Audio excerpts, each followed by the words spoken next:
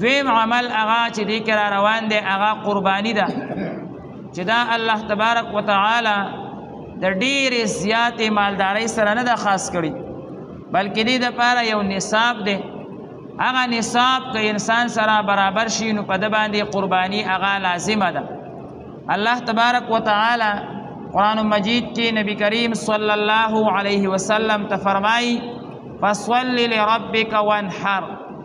اے نبی کریم صلی الله علیه وسلم د خپل رب د رضا دپاره مونځ کوه وانحر او د الله د رضا دپاره قرباني کوه قرباني دا واجب ده په هر هغه انسان باندې چې څوک صاحب نصاب شي نصاب هغه چې کوم دی نو څومره دی نو د نصاب متعلق دا مسله هغه یاد وساتو چې اوس زمانه کې د سرو زرو او د سپینو زرو په میاس کې ډېر لوی فرق راغلی دی پخوا به خلکو دا وی چې یاره یو کس سره 9 تولې سره زر وي یا 52 تولې هغه چاندي وي نو په دې کس باندې قرباني هغه راځي اوس 52 تولې قیمت هغه انتهایی کم دی او د 7.5 تولې سونی قیمت هغه آسمان سره خبرې کوي تقریبا د دې زمانې 40 لک روپۍ ته نه جوړېږي د دې نه زیاتې نو که یو انسان وایي چې یاره ما سره 40 لک روپۍ شي نو زه به قرباني کومه نو په دې اکوړي کې به یو 10 کسان صرف قرباني وکړي یا یو 15 کسان به قرباني وکړي نور به هغه د قربانۍ نه پاتې شي او تاسو ته ما مخکې دا فلسفه ویلې وه چې نبی کریم صلی الله علیه وسلم کله په دنیا کې نو هغه ټیم کې د دې قیمتونو په میس کې مساوات چې یو طرف ته به 52 تولې چاندي شوه او بل طرف ته به 7.5 تولې هغه سره زر شو نو د دې قیمت به مساوي راتلو برابر به راتلو خو لیکن وروستو بیا رواج هغه بدل شو او چاندي انتهایی کم استعمال شروع شو او سونا هغه خلکو ډېره خوښوله که انسان سوچو کې نو د نبی علیه صلات وسلام په دور کې هم دا مسله وه چې سونه به ډېره خوښېده ځکه چې یو طرف ته به 52 تولې چاندي شوه نو بل طرف ته به 7.5 تولې سونه شوه هغه ټیم کې هم د سونې د استعمال رواج هغه زیات و خو اوس زمانه کې خو د سونې د استعمال رواج هغه انتهایی سیوا شوی دی نو دی وجه نه هغه وخت کې به دا مسله وه چې 52 تولې چاندي او 7.5 تولې سونا د دې قیمت به برابر و اوس خو ډېر زیات فرق راغلی نو دی وجه نه علماء کرام فرمایي که یو کس سره دومره سره زر وي او ورسره څه پیسې وي چې د هغې قیمت د 52 تولې چاندۍ قیمت ته ورسي نو په دې کس باندې به قرباني هغه واجب کیږي یو کس به د زرګر نه دا کنفرم کړي چې 52 تولې چاندي د دې قیمت څومره دی نو که هغه مثالو ښودل چې 2 لکه دی نو 2 لکه روپۍ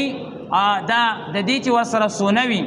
او بیا ورسره لږې پیسې وي د ضرورت نه اضافي نو په دې کس باندې به قرباني لازمه وي نن سبا خلک هغه چې کوم دی نو د دې قربانۍ نه د ځان د بچ کېدو دپاره قسمه قسم حیلې بانې هغه جوړوي څوک هغه د یو چا نه تپوس څوک د بل چا نه تپوس کوي څوک په موبایل کې ګوري څوک چې کم دی نو بیانونه ده هغه عالمانو اوري چې کم ده هغه دیوبند سره تعلق نه لري او هغه وایي چې نه بس 7.5 تولې سونا نو ما تاسو ته وایي که 7.5 تولې سونه شي د علمای دیوبند صرف په دې باندې فتوا نه ده نو که 7.5 تولې سونه شي نو بیا به دا 40 لکه روپۍ جوړېږي نو دا صرف په یو غونډه کوړي کې به یو 15 کسان قرباني وکړي نو ټول به د قربانۍ نه هغه پاتې شي که یو کس سره مثال په طور باندې یو توله سونه ده نو دا د 5.5 لکه روپو ده اوس که د دې نه دی یو 10,000 روپۍ 25,000 روپۍ هغه راوالي او په دې باندې قرباني وکړي نو په دې 5-6 لکو باندې هېڅ اثر نه غورځي دا به سیوا شي او الله تعالی به دا 5-6 لکه روپۍ د مصیبتونو نه د بیمارونو هغې نه به وساتي یو زنانه ده ای سره یو توله کالی دی نو دا اوس انتهایی قیمتي دی 5-6 لکه روپۍ دي اوس دا ځان ته 10,000-15,000 روپۍ پیدا کړي یو مختصره حصه اسانه حصه ونیسي ځان ته یو چیلۍ یا چیلۍ هغه والي او خپله غاړه هغه خلاصه کړي نو د دې به هېڅ نقصان ونه شي غاړه به یې غاړه خلاصه شي او دغه سره زر چې دي دا پیسې چې دي دا به محفوظ شي، دا به محفوظ شي. دا هم یاد ساتل پکار دي چې د خاوند په قربانۍ باندې د ښځې غاړه نه خلاصي. مثال خاوند ځان ته صاحب نصاب دی، کاروبار دی، یا سره زر دی ورسره، یا چې کوم دی نو پیسې ورسره شته،